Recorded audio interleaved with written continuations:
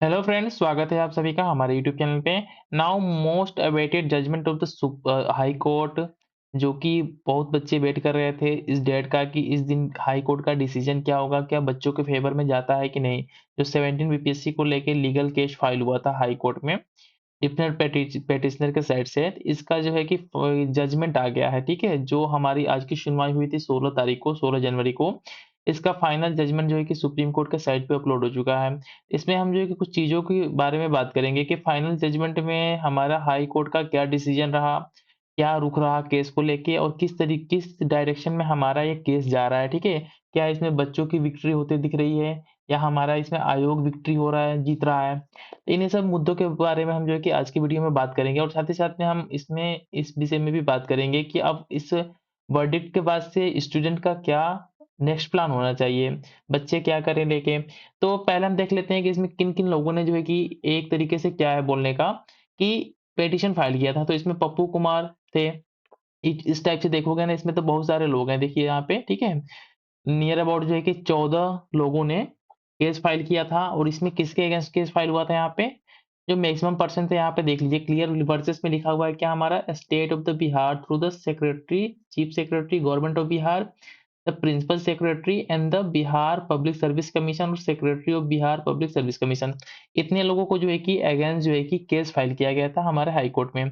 तो इसमें जो है कि डिफरेंट हमारे जो पक्षकार थे, जिन्होंने कुछ बच्चों के पक्ष को रखा, ये क्यों पेपर जो है कि कैंसल होना चाहिए और फिर से री एग्जाम कंडक्ट होना चाहिए। और साथ ही साथ में बीपीएससी के साइड से भी हमारे कुछ वकील आए थे। देखिए यहाँ से बीपीएससी के साइड से ये हमारे थे वकील और स्टेट के साइड से ये प्रेजेंट हुए थे और साथ ही साथ में पिटिशनर के साइड से हमारे ये लोग थे। तो इन्होंने भी अपना पक्ष रखा कि क्यों री एग्जाम नहीं होना चाहिए और क्या-क्या मैटर था जिसको लेके जो है कि आप कोर्ट में आए हो।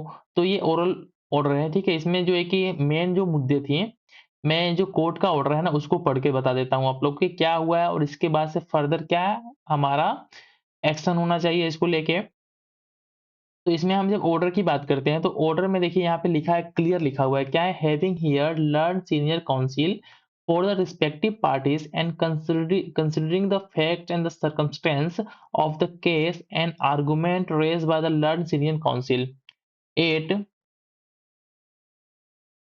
At this stage I am note, ठीक है। क्लियर जो है कि सुप्रीम कोर्ट जो हाई कोर्ट का यहाँ जजमेंट है, इसमें क्लियर ये नोट मेंशन किया गया कि I am not incline to grant any interim relief as prayed by the petitioners.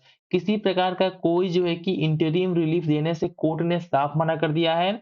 और साथ ही में आगे मेंशन किया गया है कि learned senior counsel for the respondents are directed to file detail para wise counter affidavit on before 13 January 2025। मतलब कि जो भी हमको जो है कि आपका आर्गुमेंट है, जो हमारे अभ्यर्थियों के साइड से कोर्ट में वकील ने रखा है, एडवोकेट ने रखा है, उसके अगेंस्ट जो है कि काउंटर एफिडेविट फाइल करने को कोर्ट ने क्लियर बोला है कि आप जो है कि 30 जनवरी के पहले काउंटर एफिडेविट को फाइल कीजिए। और साथ ही साथ में 31 जनवरी को जो है कि इस मैटर को लिस्ट किया है हाई कोर्ट ने फिर से सुनने के लिए। साथ ही में जो है कि हमारा पैरा 7 में मेंशन है कि list this petition for the further consideration on the 31 जनवरी, ठीक है। नाउ नेक्स्ट वन में इसमें क्या बोला गया है कि it is made clear that any result of the preliminary examination conducted by the commission will be the subject matter of the final outcome of this petition.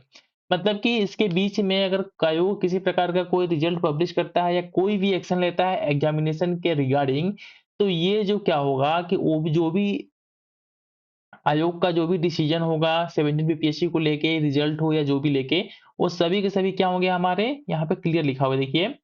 लिखा हुआ है कि conducted by the commission will be the subject matter of the final outcome of this petition. इस petition के जो है कि final outcome पे डिपेंड करेगा कि क्या उसको फ्री एग्जाम कंडक्ट करवाना है, पेपर को जो है कि रद्द करना है, जो भी होगा डिसीजन। इस मतलब कि एक तरीके से स्टे तो नहीं लगाया है, लेकिन कोर्ट ने बोला है कि मतलब ये कोर्ट हर चीज़ में करता है।